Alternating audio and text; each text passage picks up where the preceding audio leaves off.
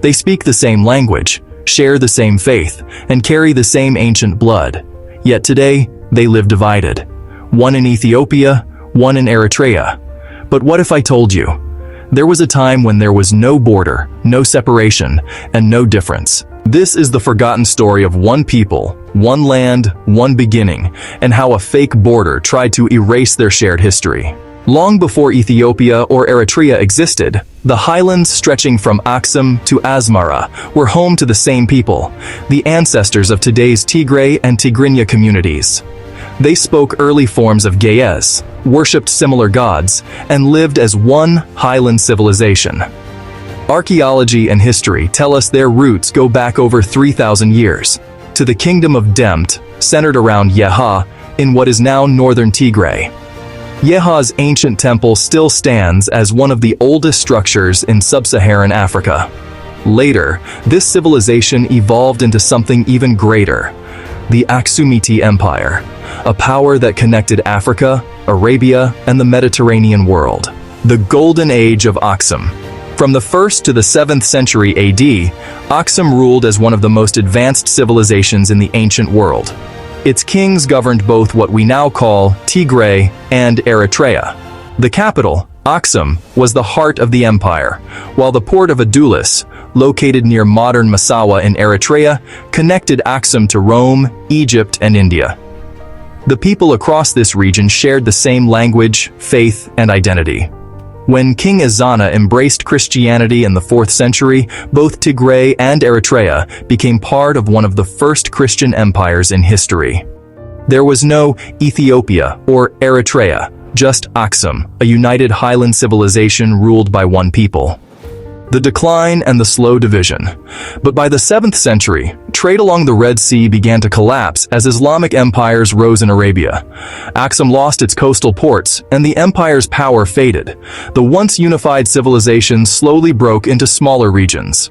Still, the people of northern Tigray and highland Eritrea remained connected.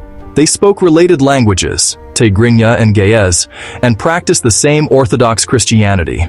Culturally, they were one, only separated by geography, not identity. After the fall of the great Aksumite Empire around the 7th century, the world changed. But the people of the northern highlands didn't vanish.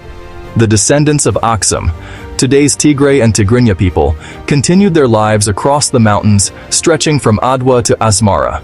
Without one central empire, their world became a land of small kingdoms and noble families.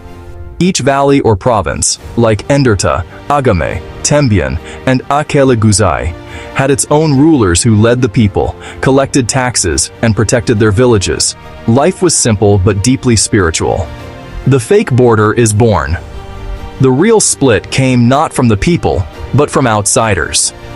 In the late 1800s, as European powers began colonizing Africa, Italy invaded the Red Sea coast in 1885 and occupied Massawa.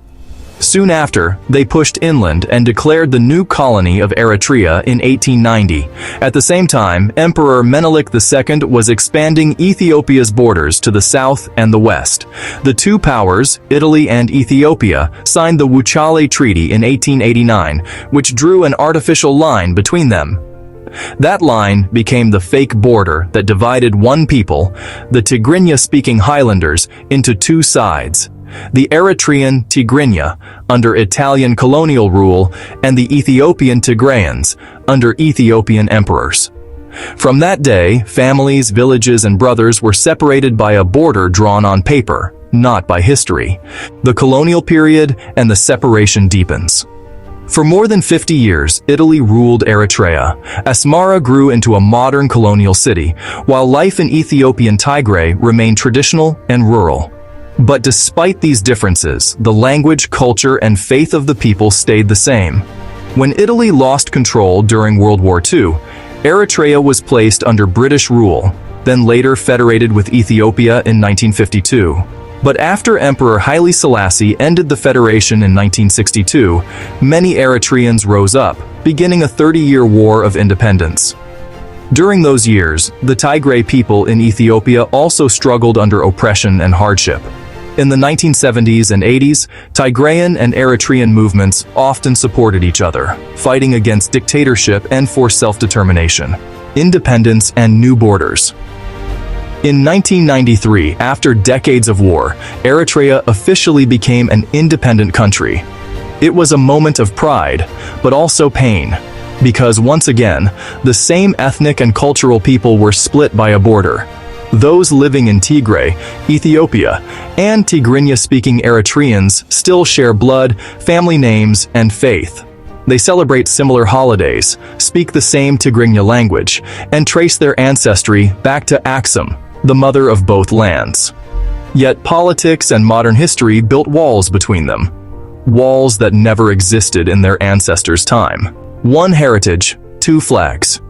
Today, the border may separate Ethiopia and Eritrea, but it cannot erase the ancient unity of their people. From Yeha's temple to Aksum's obelisks, from Adulis's ruins to Asmara's churches, the stones still whisper the same truth. We were one people before the fake border. The Tigray and Eritrean highlanders are living proof of Africa's deep and unbroken heritage, a civilization that thrived long before the world drew lines on maps.